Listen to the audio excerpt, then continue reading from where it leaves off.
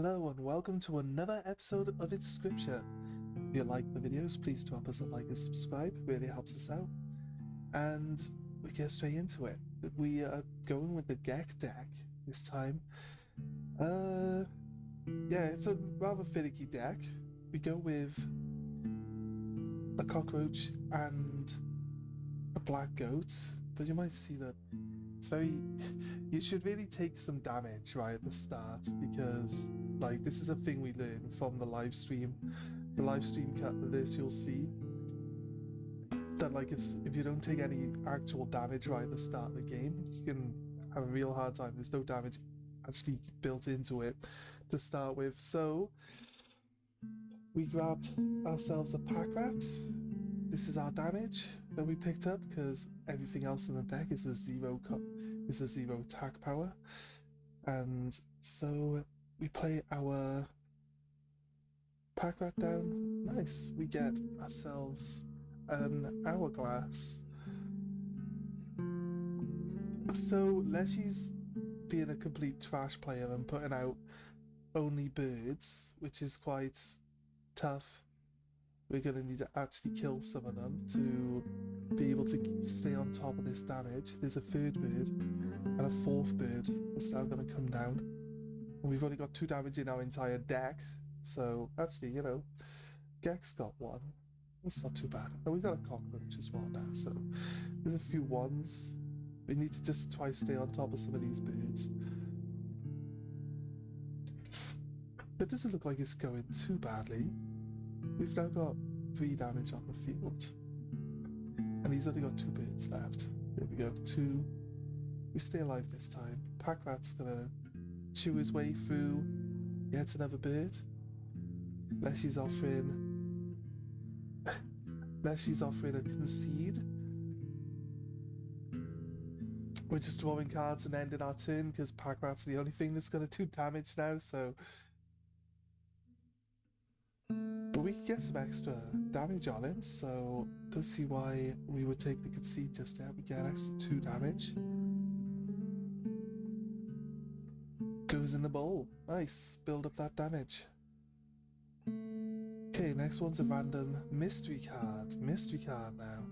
We have a river snapper, a raven, and a beaver. So we choose the beaver. This is probably because chat.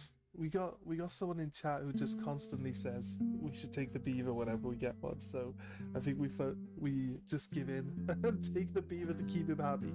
So we put a cockroach onto the Gek, and we want a fireplace. Need to hopefully build up some damage. So we're gonna look for the fireplaces. Okay, he's got pushy wolves. We got our Gek, we got a rabbit, and we place the beaver down. Our Gek has now got the unkillable trait, so he just goes back to our hand again. It's not a tactic you haven't seen in a video before. It also has the annoyance sigil, so the rabbit gets to kill the Gek, which isn't usually a thing that happens, but the Gek is unkillable, so he goes back to our hand and we just play him again.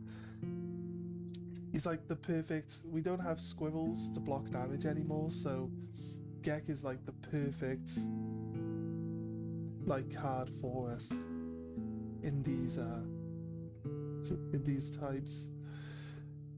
We play the pack rat, but we don't actually have any space. We could have taken the 1 extra damage by using the pliers, and we would have won last turn using that, but we always forget to use our items. We never really use them all that often, so obviously summoned in, we didn't get anything new. Gonna go for the sacrifice cost cards, and we really need like high level cards to summon, so we get a Lamiga, which is not a preferred card for us to have, to be honest with you. It's really like a late game card, not like late game.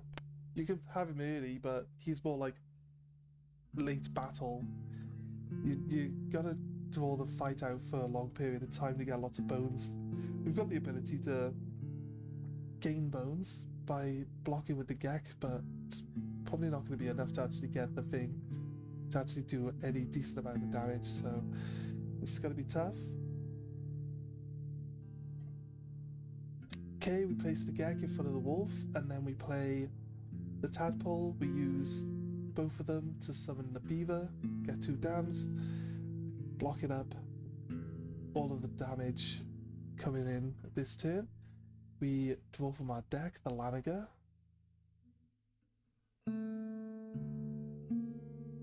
Not much we could do with it, so we just end our turn. We have 2 wolves and a porcupine down. It's not the easiest for us to deal with, but we've got an empty space in front of our beaver, and with the pull of a tooth, we get our damage in and end the battle. There's a merge on the left, and there's 2 fireplaces on the right. We want to start getting some extra damage on. We hit a trader. We've only got 2 teeth, so we pick up a pelt, reluctantly get a pelt. Sadly, they block the 2 fireplaces off with probably what I see the most useless of encounters, to be honest with you. Now it's HP. We're gonna make the rabbit survive a little better. It's kind of, I don't know, it's kind of pointless. The rabbit, it's gonna increase people's damage by 1, and then also now it's got 3 health, so it could survive 1 turn, but it's likely that it's gonna just get itself killed. The enemy needs to have either 0 or 1 damage for the rabbit to survive a hit from them, so it's a little bit of extra damage though. That helps a bit. Okay, we are going to use our hourglass to skip his turn, so we could draw an extra card. Now with the rabbit, place the rabbit down to block the coyote. But like I said, coyote's got 2 damage, so it's just one-shots the rabbit, like we're expecting. Now play our black goat and get our pack rat down to an empty square where the wolf's gonna show up. We get ourselves a pocket squirrel.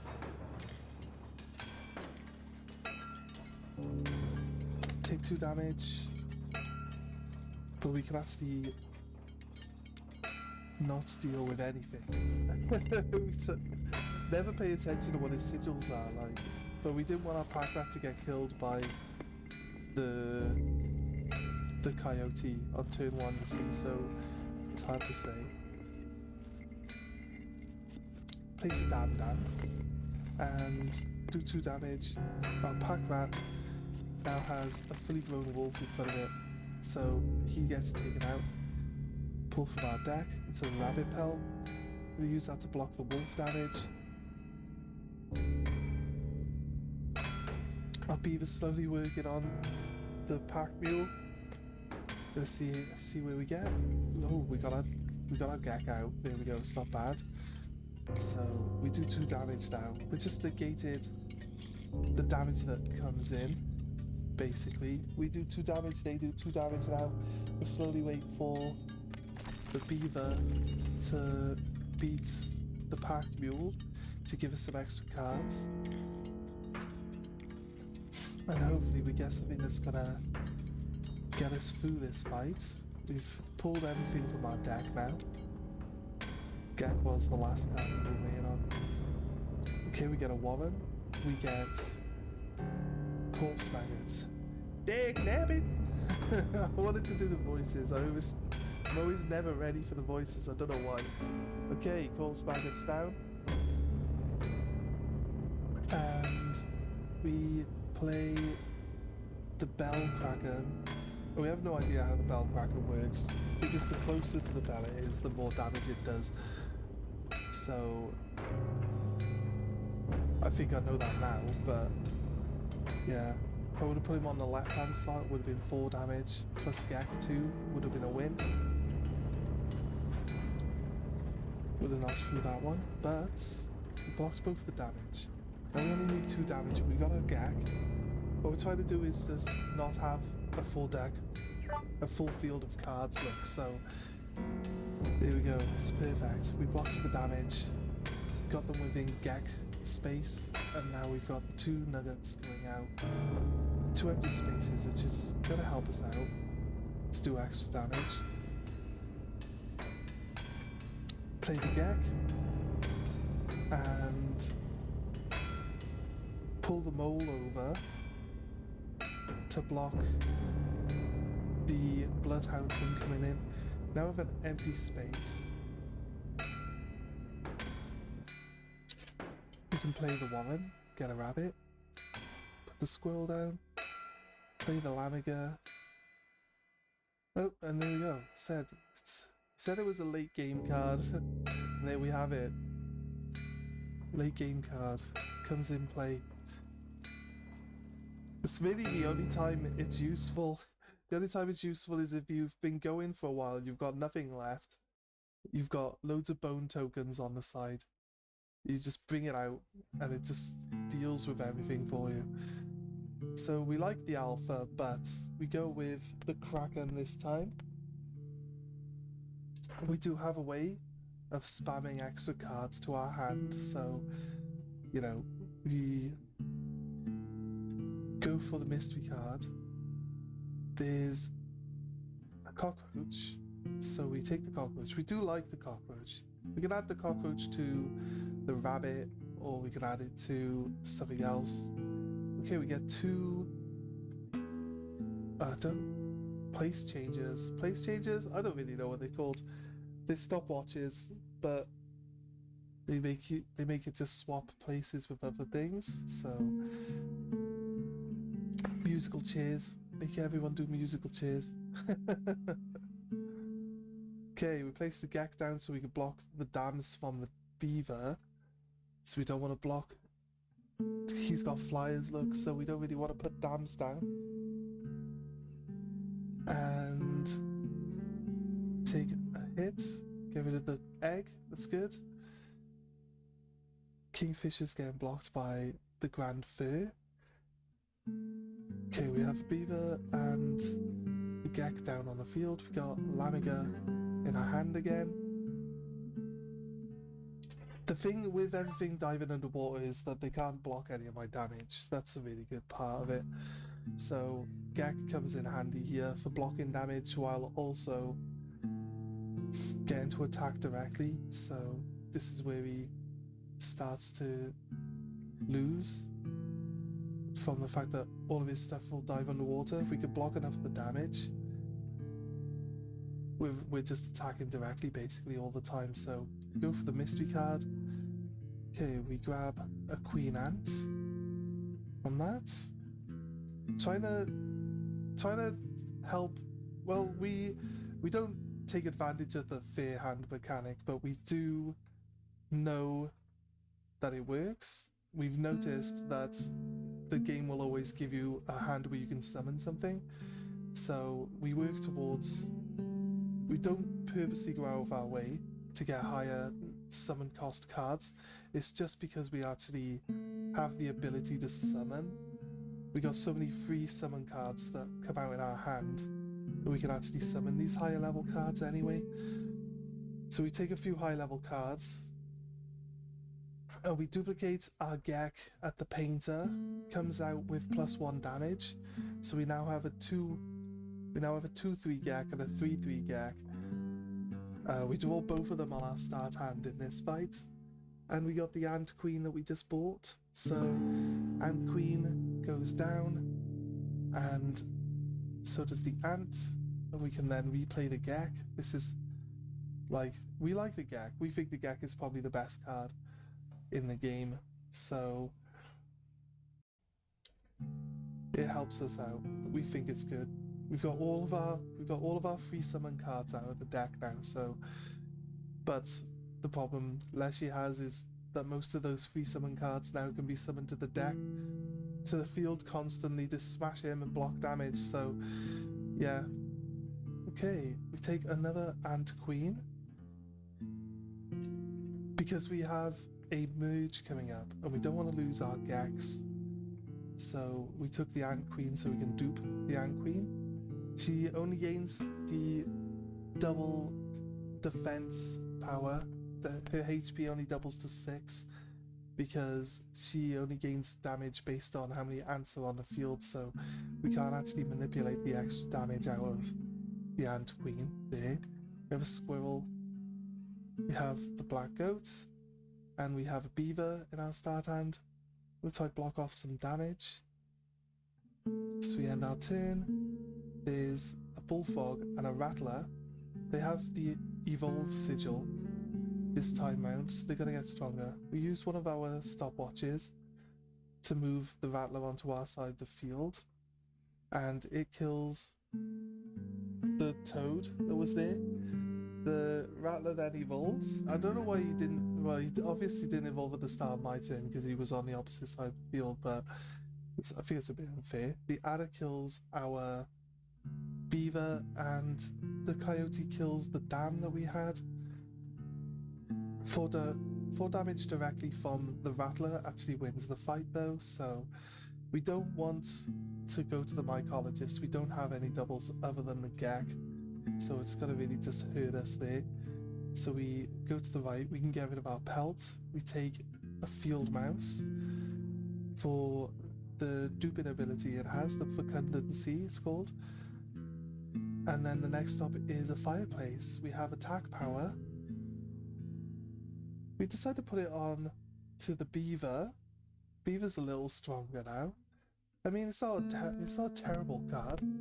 It's just I don't like blocking my own zones with its ability to put the dams down. Like, we're supposed to be merging the black goat onto the beaver. That's why we started by taking the black goat and the beaver. We never actually got around to doing it, so it's fine. I guess we just always had better matches available, but to be honest with you, it's supposed to be a very strong match anyway. We play our Gek, and he has a Kingfisher. It's just got flyers. This boss is kind of like low damage flyers and then sharks in the second phase, so you know, what we do is we always just play a card in front of any card that's going to do damage, and then he'll scoop our card, which will do no damage to us because it's usually a squirrel, and just block his cards from coming down. So this turn now we're going to just play a squirrel. So you can't win, you can't beat the angler with just one damage card. All you got to do is make sure that you block all his summoning with squirrels by placing them in front of whatever's going to show up on the next turn, you see. So we're going to use the time to help us fill our hand with summonable cards. We swap Barco out for the Kraken. We end our turn. We take 1 damage, but we got 4 damage on the Kraken. Now we're going to draw a card. We get 5 damage, and that should be it for this round. There you go. He doesn't scoop when you beat him. The first bit. Now the plan is that we just swap the damage from that one square where it is to any other square on the map. So what we do is we tribute out our damage card. That's basically what we do every time. So we play the Gek back down, and we get an ant because we summon in our Ant Queen, and with the worker ant in tow and replacing the Gek into the 3rd slot, we have 6 damage to go and deal with the boss. Nice and easy. So we get offered a beaver in the box. I guess we already have a beaver, and in case a mycologist comes up, we can merge the 2 beavers together. So I guess it's not a terrible choice. It could have picked any of the other cards that would have been worse anyway. So beaver isn't our favorite card, but you know, we're gonna start filling our deck with them, I guess. Right, we go with attack power, which we fail to win. Don't think we were going for a loss specifically, but not gaining the card there is actually okay for us. I think I'm just clicking.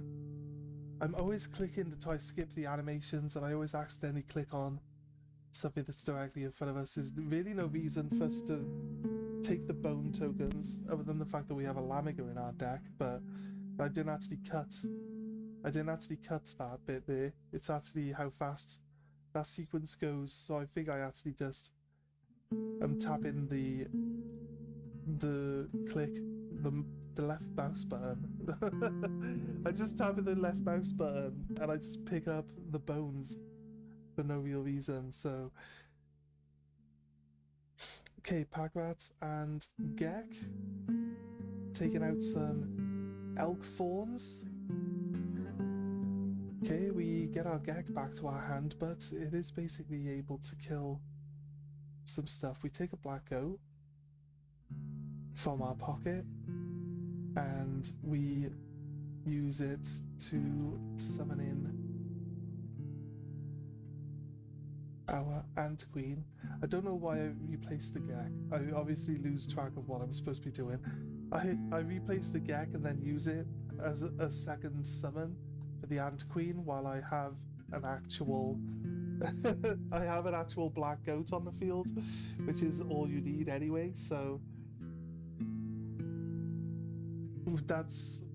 with that we fill the deck back up with ants and Geks and do quite a decent amount of damage. So we freed up a space for our items as well, so we can actually try to get some better items in. Okay, we play the 2 wolf cards. I think we're trying to lose this so we don't get any extra cards in our deck. That's fine. Gonna go... Is mycologist coming up? Gonna go for the painter. Duplicate one of our cards again. Wonder what we're gonna throw in. We select the Gek. It's gonna be the Gek, but we don't want to put the 2/3 Gek in, so we put the 3/3 Gek in. We end up with a 3/1 Gek coming out of it. So now we have 3. We have 3 Gek cards now. That's, you know, it's insane, really, to be honest with you. It's too strong. Okay, we're lucky enough to get 2 cards that allow us to summon the beaver. It's going to block some damage, but it's not particularly the best start. They have double attack on their elks. We grab one of our Geks. Nice. Was needed. They have an elk fawn here that's going to die to the Gek, but they also have actual fully formed elk behind it, which is coming in straight away. Double attack for 3 damage there. Now this is tough, and we need something good. A second Gek. Perfect. I don't know why I didn't place the Gek in front of the elk to kill it, to be honest with you. So we end up having to block the damage with the cockroach. I honestly don't know why we didn't place the Gek in front of the elk, so it would have just finished it. Guess we were aiming for finishing the fight off, but we didn't actually get there. Okay, we got our 3rd Gek, so this should actually deal with the elks. Although he's got a lot of backup elks coming in as well, so need to make sure we do the damage. If we didn't have all these Geks, like, there was no way that we'd actually be able to survive this fight. We'd have lost this fight ages ago. So it was a pretty tough fight, actually, to be honest with you, but luckily we are prepared. We summon our field mouse, get a copy of the field mouse. We then replace all our Geks. To be honest, we could have done the same amount of damage just by putting our Geks back down after the first mouse, but, you know, we thought we'd let the 2 mice come out and play, and so we go for the trader again. We don't actually have anything to give the trader, So the trader actually gives you teeth to buy a pelt, which is impressive. I didn't actually know that was a thing. So we want to get rid of a card, and we have some dupes, so we go to the mycologist, and we merge our two beavers. There we go for Mega Beaver. It's pretty angry now. It's a pretty angry beaver now, so we move on. They have basically the Wolverine ability where they can gain extra damage for killing stuff, but we've got Ant, Queen and Gek in our hand with a squirrel, so that means that we can play our one Gek, get a full field of ants out, and go for a one-shot win. I mean, the elks are kind of annoying,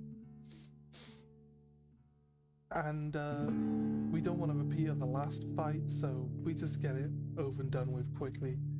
Okay, we see it's offering us the red heart, and we have a possible summon loop already in our deck, so we go for that.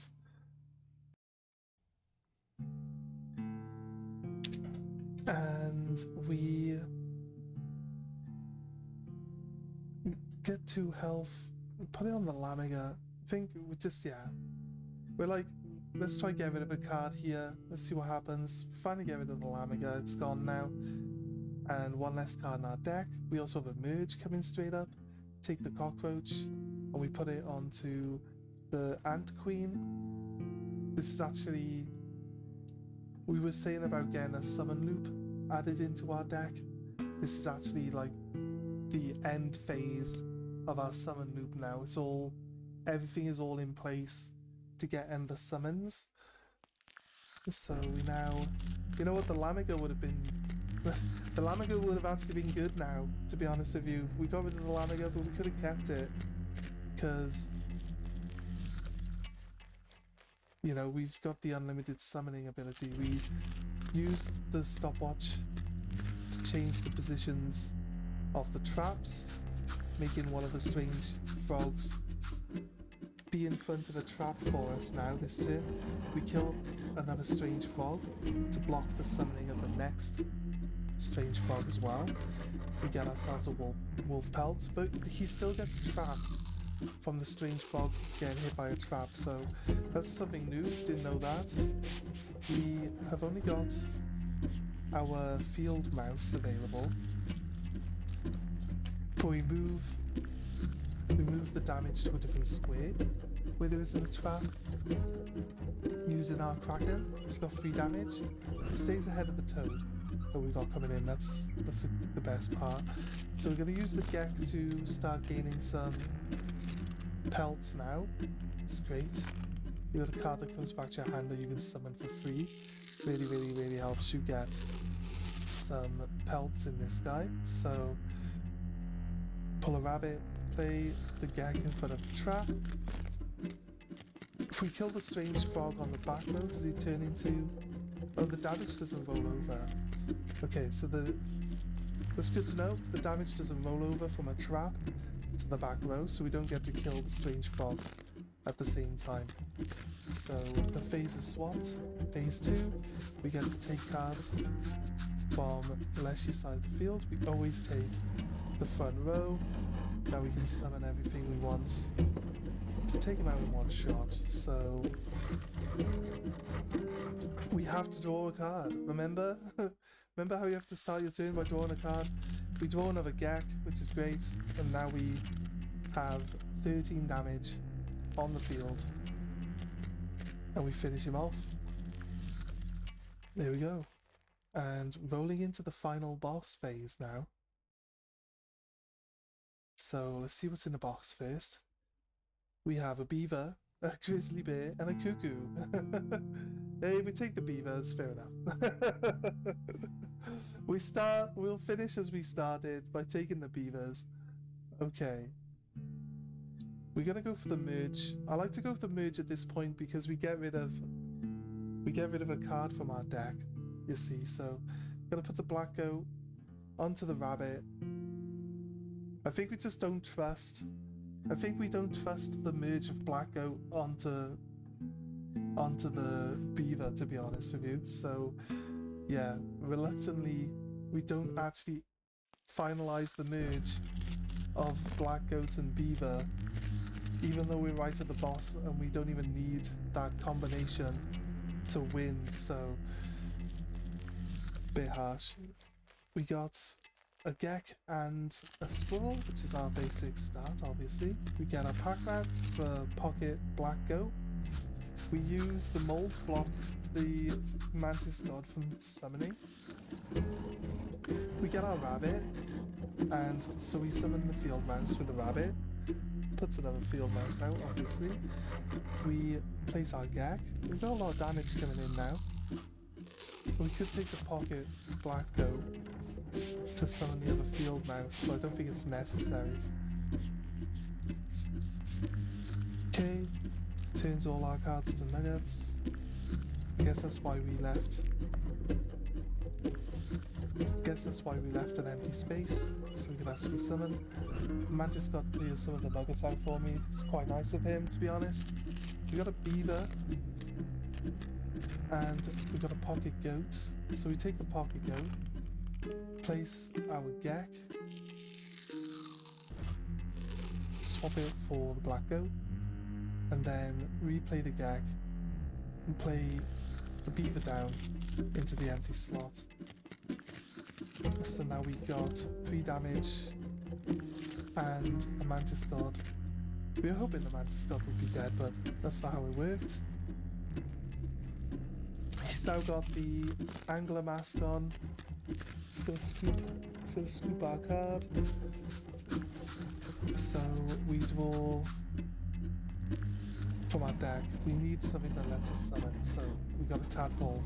Quite lucky, to be honest with you. Could have been anything else and we'd have been screwed.